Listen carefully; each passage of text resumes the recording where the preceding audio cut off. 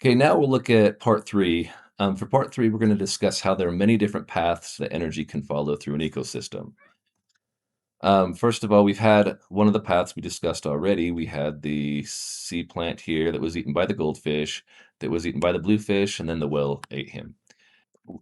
Notice that as we go through this, that all of this starts with the producer level. Here we have a new producer level as the algae and as the seaweed, and then we have the old one. We also have a few different consumers. Let's check out another option. Okay, for this one, we have the producer as the algae or phytoplankton or whatever it is, and then we have here primary consumer as the goldfish again, and then the redfish will be the secondary consumer this time, and the bluefish now is a tertiary consumer. So over here, notice it was a secondary consumer, now it's a tertiary consumer. And then we have introduced another one as the shark as a quaternary consumer. Okay, let's look at that one again. Okay, here we have the producer, the primary consumer, and the secondary consumer. Notice once again, the well was on two different levels.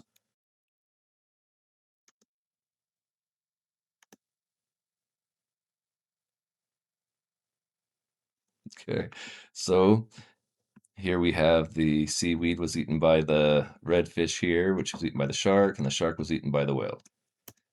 Okay, so we have different paths with the same organisms in it. And so what we can do now is take these different paths and connect them into what we call a food web, which can show the relationship between these different organisms in this ecosystem. And so anywhere that we see an organism that is on two different chains, we can put them together. So let's start with the seaweed. Seaweed was in two different chains, and so we could take it and just make two arrows to the same one.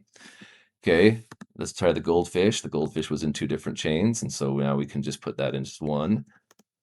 Redfish was in two different chains. Bluefish was in two different chains.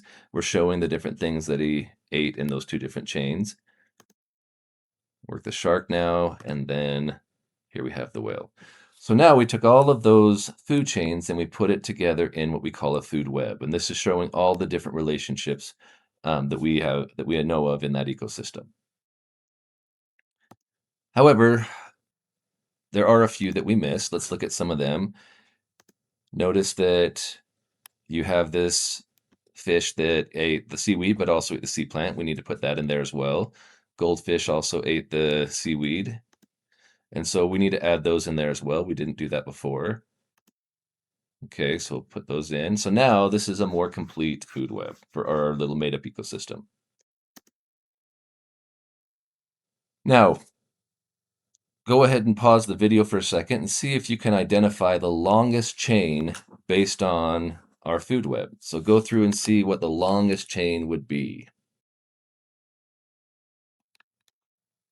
If you look at it, if you go one of these two producers, or three actually, to the goldfish, then if you go from the goldfish to the redfish to the bluefish to the shark to the whale, we have producer, primary consumer, secondary consumer, tertiary consumer, fourth level consumer, and now we got all the way to the fifth level consumer. So there's your longest food chain within this food web.